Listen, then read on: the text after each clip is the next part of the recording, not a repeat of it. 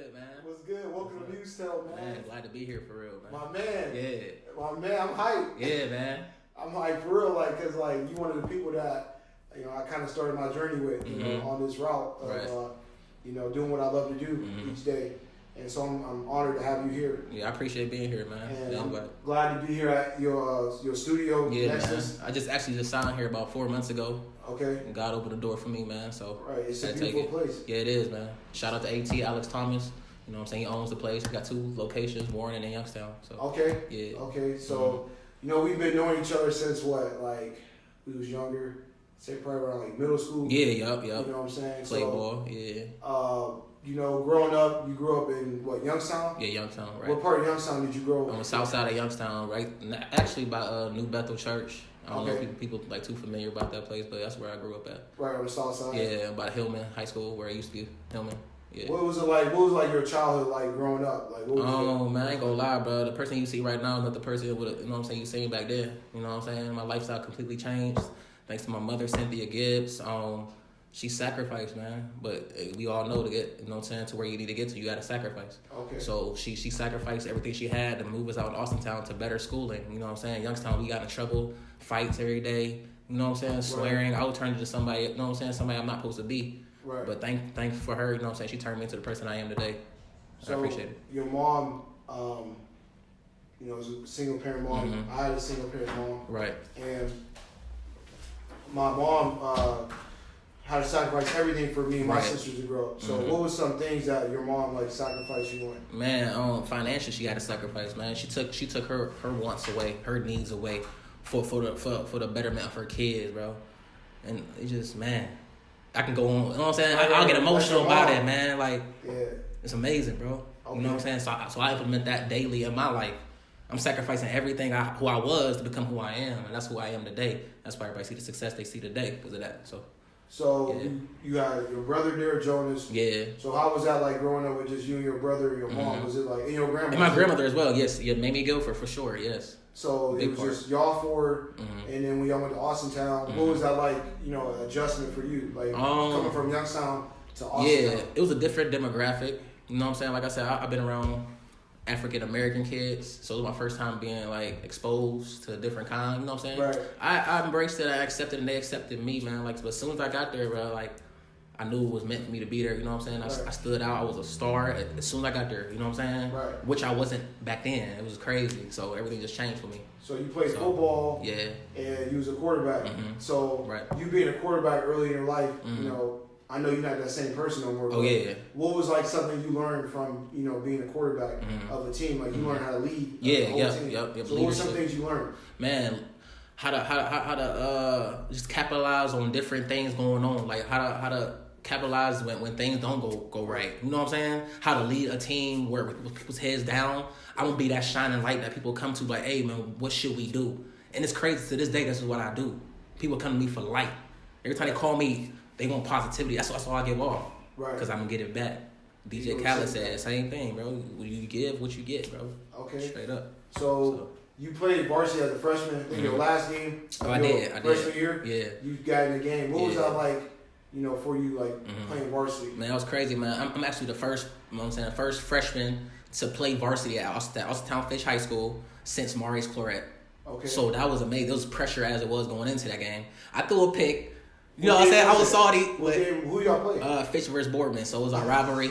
They knew me already. They said he gonna run. No, I'm more pass oriented. You know what I'm saying? So, but yeah, that's how it happened though, for real. So you went from, your freshman year, you getting in the game the last year, or the last game of the season versus Boardman versus your rival, and then you coming into your sophomore year with all this, pressure. Yeah. Actually, sophomore year, at quarterback, I was number 6 in the state. Okay. So I had a lot of people coming in. You know what I'm saying?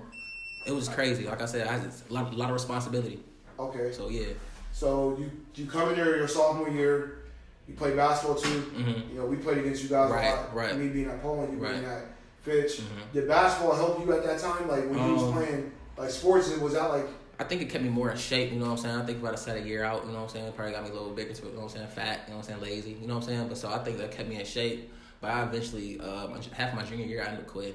You know what I'm saying? Focus on one thing. Usually you focus on one thing. Usually things just open up. You know what I'm saying? Like it's supposed to open up. Right. What was what was like high school like for you?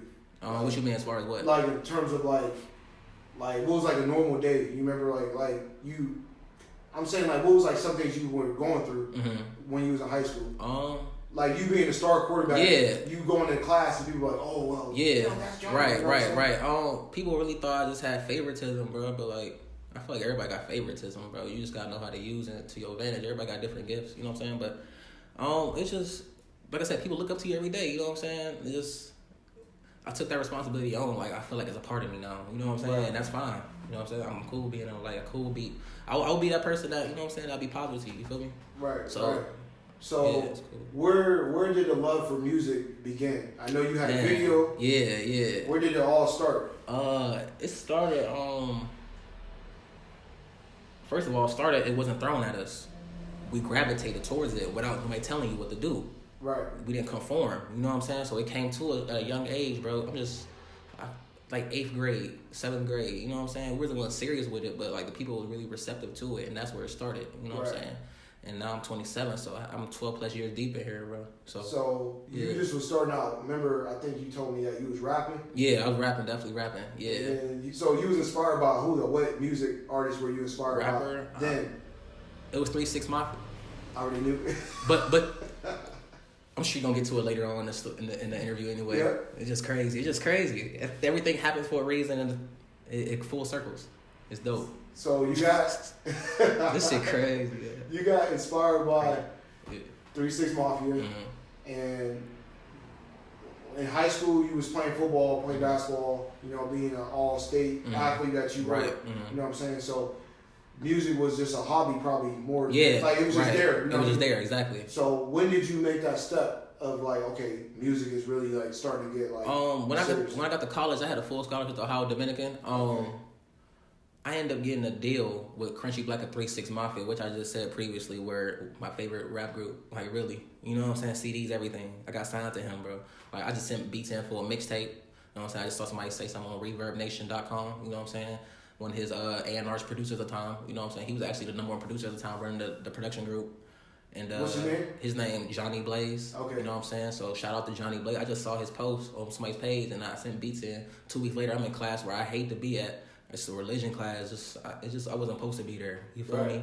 And I got the call in the middle of class. He was like, "Hey man, Crunchy like your sound. He want to sign you as a producer." I'm like, "Oh!"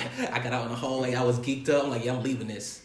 I ain't think nothing of it. I ain't read no contract. I ain't think nothing of it. But I knew it was what I was supposed to do. Right. This is a difference. You know exactly what you want, like you supposed to do. But it's the factor. It's the fear. Are you gonna let fear stop you from what you're supposed to do, or are you gonna keep doing what everybody was doing? And I'm not here to be like everybody else. Right. So you got that call, and I remember we was hanging out like right before we went to school. Like, we went to OD. Yeah. I went to Bethany. Right. And then like I remember like dang, like I ain't like keep in touch with you. So like that was going on. Yeah. You getting signed. Right. And all that. So what was like in college when you told your teammates you played football with? That, oh man, I got to deal with. Oh yeah. You more excited about that than you was with the football. Right. That's so crazy. What was that something you was going through then? Say that one more time. I had a lot of thoughts going on. Like when you was going through, like that the transition of football to music. Like right. You still love football, but music was like number one. Yeah. It took over like that love. I think. My bad for cutting you off. No, you didn't cut me off. Okay. What was that like for you? You know, like your surroundings and yourself. You just talk about that. I think that shocked a lot of people because it seemed impossible. Like, oh yeah, like I heard my dude Perry Cunningham told me this, man. Some of my coaches in not high school but college was like, oh yeah, John's just gonna go work out at Walmart. I'm like, bro, how can you say something about that about me? But you recruited me and you think I'm gonna do that? Come on, bro. If you think I'm gonna leave this and do some mediocre stuff, you got me. You already know. Yeah. You got me crazy. Like that's not who I am. You feel me? So I use that as fuel. You know what I'm saying? But I probably went off a topic. I don't know. You know what I'm saying? No, you're right. But yeah, that's how I have like. But the coach was like, yeah, I kind of figured he was doing that because he saw me. I was buying headphones, I was buying speakers. You know what I'm saying? I was going to the meetings happy with my headphones on, listening to music. So it was already happening in the process of me playing football. And plus I broke down as a quarterback at college. Like the ball got bigger. I really didn't learn the fundamentals in high school. So I was a raw quarterback. You know what I'm saying? Right. So I learned like deeper in the game is about the fundamentals and what you learn. You know what I'm saying? So I couldn't really spin the ball. It was weird. I busted. You know what I'm saying? I'm like, okay, God, what's next for me? You feel me? And then that happened. I'm like, wow, I'm gone. So you didn't tell nobody that you got kicked out your dorm, bro? You got in trouble for music. Yeah, bro. I had speakers, bro. I'm making beats. You know what I'm saying? Matter of fact, I had a dude upstairs. You know what I'm saying? He's like, man, turn your thing down. Knock on my door. Turn the speakers down. What you talking about, bro? It's not loud. You know what I'm saying? This is what I do. I make music. You know what I'm saying? We got into it all like this. But long story short, man, I'm in the studio today. You feel me? So yeah. Right. Nah. It's just crazy. Like people didn't understand like your love for music. Right. At that time of your life, but you knew you had that love. Yeah. Right. You know what I'm saying? So like when the people kept telling on you in the dorm, like what was you feeling like when they were talking about you? Man, it's just weird. I'm like, bro, what's the big deal? I'm just making music. It's not like I'm out here selling drugs, killing somebody, making a crime happen. No, bro, I'm making music. You know what I'm saying?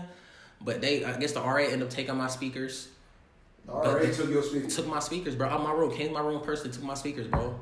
I'm like, are you serious? But check this out. When I got signed, buzz went around the whole school. I came back. I went down to the RA, get my speakers. She said, congratulations. I heard you got a deal. So what was you thinking like when? What you talking about? You just took my speakers. You ain't believing it then. But when I got that deal, you believed in it. Right. Why do it take people so long to believe in something? That's the thing. How? What? What's the impossible? I don't see this as impossible, bro. Right. You know how they say 10% of actors work? Yeah. I don't see that percentage. That percentage got nothing to do with me. Right. That got to do with everybody that's included in that. If you feel like you're included with that, the same thing with racism. I don't feel included with racism because I don't see it. Right. You don't believe it. I mean, you don't need to see it. I don't see it, so I'm not aware of it. You know what I'm saying? Only way I'm gonna get aware of racism is through news or wherever else. You know what I'm saying? Media, but I don't watch that shit. That stuff. So yeah. No, you just in your own. Yeah. Right on my own lane. You know what I'm saying? Tunnel vision. So. Come back to college, and you say the football wasn't like thrown the right way. You wasn't feeling it. Body out of sync. You didn't learn the fundamentals. Do you think that happened when you was in high school or when you was younger, growing up? That you didn't have the proper. Yeah, that's what it was. Exactly what it was, bro. It catch up to you, bro. Either way you go, bro. Anything you do younger, you know what I'm saying, it'll catch up to you, bro. Like you really gotta learn the fundamentals of everything. Right. That's what anything you do in life. So yeah. So after you get signed, your teammates know, everybody know. Oh, bro, they changed, bro. What was the perception like around you, bro? After, I came back to a game just to support. Halftime. Well, but as soon as I got there, you know what I'm saying, I got to the crowd, everybody said, "Oh, what's up? That's John. What's up, man? What's up, man?" Yeah. Halftime, the whole team shaking my hand. One dude was like, "Oh my God, you Richards." Right. Cause they heard, you know what I'm saying, they heard I got a deal, you know what I'm saying, they heard the figure, you know what I'm saying, it was six figures, you know what I'm saying. Right. I had six deals in my lifetime, you know what I'm saying. So you think this is gonna stop? It ain't gonna stop. No, you know what I'm saying? Gonna keep going, bro. No, it's no mistake, bro. So yeah. What would you tell your younger self? Like when that was around 18, 19, you got that first deal. What would you tell your younger self now that you got a little bit more experience? If you were like, put your arm around them, like, what would you say? I would get them to read the book, man, The Secret by Rhonda Burns, man, Law of Attraction. I live by it. People keep saying, why you just don't? Why you don't got a plan? Because every time I make a plan, God's plan always come into play. Yeah. I'm telling you, bro. You can make a plan all you want to, but you always gonna have to revise a plan. That means, okay, so you gotta go off plan sometimes. But whatever it is, bro. God is so good. It's tatted on my hands. God's hands, bro. This is who I live for, bro. This is who I work for, bro. This is my boss, my only boss. So you having that mindset saying like a lot of people don't understand The Secret, Rhonda Burns, like Law of Attraction. You would give that back to your younger self. Right? Yes, and I'll take off with it, bro. I wish I knew that. I got an idea what I'm gonna do. I'm not gonna say it just yet. Right. With the schooling system, I got so many ideas, like, and I'm gonna implement them though. But people need to learn this at an early age. It's being known now, but it should have been known. It should be in the school systems, everything. But I got a plan for that. I think our school systems is behind, outdated. Yes. You know what I'm saying? It's not for everybody. Like, I mean, I went through it, but it's just like, it was for me, but it was forced. Right, exactly. Anything forced ain't gonna stay. That's why you're not here. That's why you're not. You know what I'm saying? You finish your schooling though. Right. But people get degrees all the time and still be broke. Yeah, that's true. What's the point of getting a degree and still being unhappy with yourself? Most likely you getting a degree to satisfy somebody else. True. Because you're not doing because your gift comes to you, bro. It comes to you. You know what I'm saying? From within. You don't look for it. Yeah. It comes to you. Yeah. You'll naturally do it. But then, like, people go get those degrees, and then, my mom told me to be a nurse. Why are you doing it for? Who are you living for? You or your mom? Who you gonna die with at the end of the day? Tell me that. Yourself. Live for yourself. People, please listen to this. Live for yourself, man. Don't care what nobody got to say. Don't let nobody limit you from anything. Like, really, like. This is my purpose, bro. You know what I'm saying? It's to enlighten people about what I do to tell them that they can do it too. No, I'm not telling you I'm better than you. If you think I'm cocky, that's a perception that you need to deal with because you should feel the same way about yourself. You're right. So that's some things people got to understand. Like, you got to live for yourself. Mm-hmm. So you said that you wish you'd have read that book. You not wish that you would have gave yourself that. Also book. Study a lot too, man. Like I don't just make music all day. You know what I'm saying? I probably study more than I make music. I study probably 6 hours a day on that stuff. Really, every day. It's a habit. We don't decide our futures. Our habits is what we decide, and our habits then shape our future. So what you do daily every day is what you're gonna become, bro. It's what you do behind closed doors, not always what you do, you know what I'm saying, in front of the lights. In front of the lights. Right. So Kobe said that too. Your daily routine, bro. It's your daily routine every day. And eventually you're gonna add up, and you're gonna be past certain people because they taking days off. They either got a job at 9 to 5, it's killing you because you got 8 hours. You look, honestly, God, you already behind. You got 8 hours out the day that you commit to something else. You know what I'm saying? You miss it exactly. You missing 8 hours a day. I'm already passing you up right there. And then what? Imagine that. Yeah, exactly. You know what I'm saying? And plus, I don't really sleep. Like, I sleep with one eye open. My phone ring. I make money when I'm asleep. You know what I'm saying? Right. I don't stop. That's the same thing with business. Yeah, same thing. That's the thing I have entrepreneur business. You know what I'm saying? You ain't gonna stop. It's 24/7. You know what I'm saying? You can't stop. That's why, like, I be up late. You be up late. Right. We talking and all that stuff. Like, what you doing? Yeah. I'm reading this. Yeah. Right. Yeah. I'm watching this video. Bro, I ain't gonna lie. I write so much, bro. I got 4,000. I have 4,000 notes in my phone, bro. 4,000 notes. I swear to God, I showed my girl this, but delete it. You know what I'm saying? I can't get to it now. But right now, I got about 550 notes in my phone right now, and I just started back up probably a month ago. This is how much I write. This is the difference though.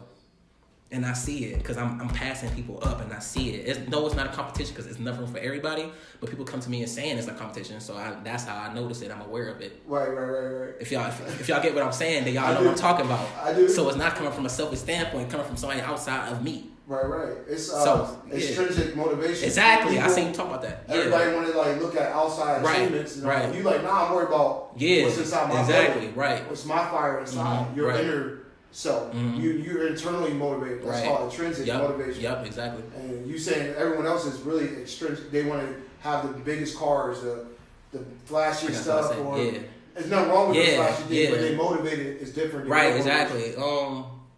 I knew before I even took this jump, man, I had to sacrifice everything, bro. I'm like, look, everybody had a nice car now, the nice houses now. Right. You know what I'm saying? The nice job now. I knew I had to sacrifice that to get to where I'm at today, so later on I'm gonna be smiling and happy and successful and multi-millionaire, rich, successful. I never run into a psychic. I know I told you this plenty of times. Right. I don't think enough people know this. Like, I don't believe in that. I didn't believe in this stuff, man. I ran into him in a restaurant. And I studied this.